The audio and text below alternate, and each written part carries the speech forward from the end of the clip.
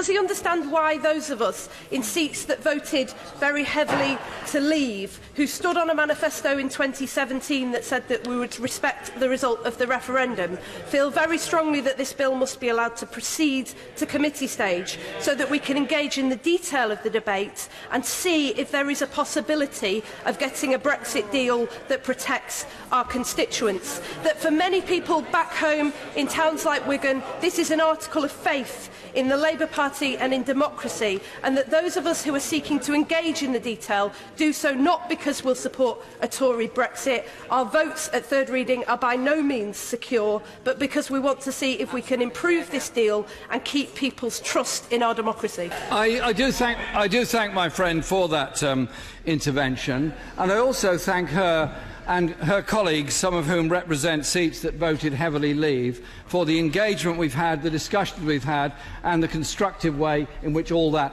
has been approached. I do understand the concerns in those constituencies and those communities. And I know she will support the principle of a customs union, which we have placed on record in both our manifesto and since then in the Labour Party. My own view is that we should vote against this bill this evening for the reasons that I've set out. I understand her view that it's possible to amend it in committee. That is always the process in Parliament, but my recommendation would be to vote against this bill. But I do understand and respect the way in which she's approached it and the way that she represents her community and her constituency. Today I am also minded to vote in favour of a second reading, not because I support that deal, but because I don't.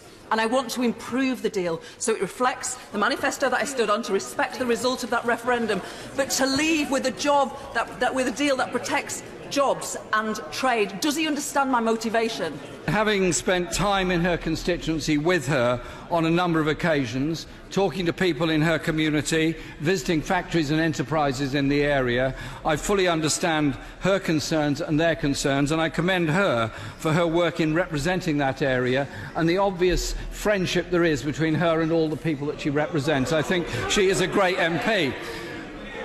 And, Mr. Speaker, her concerns are that she wants to represent her constituency and their concerns.